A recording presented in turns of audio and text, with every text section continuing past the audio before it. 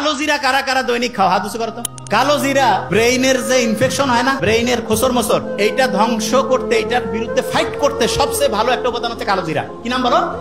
তোমাকে বলছিলাম খেয়াল আছে, ব্রেইনের মধ্যে এক রকমের পানি আছে, এই পানিটা সবচেয়ে পছন্দ করে এরকম একটা উপাদান হচ্ছে মধু। কি উপাদান? বিভিন্ন জায়গায় যে ন্যাচারাল যে মধু পাওয়া যায়, সেই মধুটা প্রত্যেকদিন 1 চামচ 1.5 চামচ করে রেগুলার খাবা কালো জিরা দিয়া।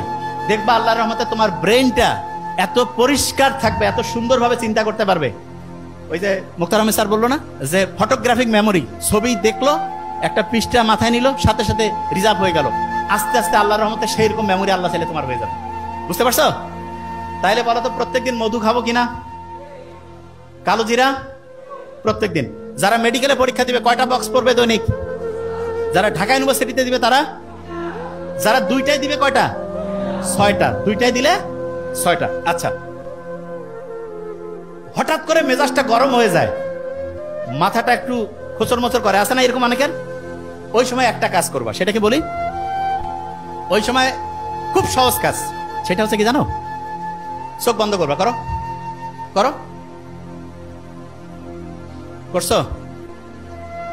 চোখ বন্ধ করে চিন্তা করো যে তুমি যে জায়গায় চান্স পাইতেছ সেই জায়গায় চান্স পেয়ে গেছো। চিন্তা করো তো, ভালো লাগতেছে?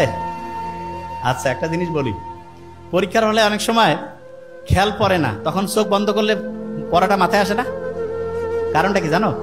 চোখ হচ্ছে আমাদের প্রায় 80% সেন্স, মানে আমরা আমাদের ব্রেইনের যে খরচ 80% চোখ করে। কে করে? শোনো, একজনের চোখের দিকে তাকাইলে বোঝা যায় না সত্যি বলতেছে না মিথ্যা, এ ভালো চাচ্ছে না খারাপ, বোঝা যায় না? বলে না, চোখটা মানুষের মনের যে প্রতিচ্ছবি, সেটা চোখের মাধ্যমে প্রকাশিত হয়।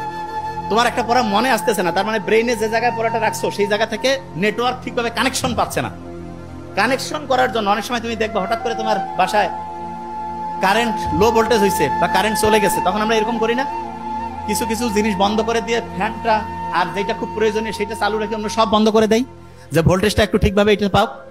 ঠিক তেমনি করে তোমার ব্রেইনের ভোল্টেজে তখন কম বেশি হয়েছে, এই ভোল্টেজটা তখন কিভাবে আসবে? ঠিক চোখ বন্ধ করছো না, তখন এই শক্তিটা তো খরচ আর হচ্ছে না, তখন ও খুঁজতেছে পড়াটাকে, এবং পড়াটা খুঁজে আলহামদুলিল্লাহ চলে আসলো। আরেকটা জিনিস দেখবা, হঠাৎ করে তোমার একটা পড়া মাথায় আসতেছে না, দেখিও পরীক্ষার হল থেকে বাইরে হইছো, ওই সময় মাথায় আসছে, হয়েছে এরকম হয় না? আচ্ছা, অনেকে কবে এটা কেন হয়? বলি একটা জিনিস, ব্রেইনের একটা অসাধারণ বৈশিষ্ট্য হচ্ছে, কোনো প্রেশার নিতে চায় না, প্রেশার নিতে চায় না। তার মানে তুমি পরীক্ষার হলে পরীক্ষা দিচ্ছ, তোমার একটা পড়া মাথায় আসতেছে না, ওই যে জায়গা থেকে বেরিয়েছিলাম, প্রথম কাজ হচ্ছে চোখ বন্ধ করা। কি করবা? বলো না কেন?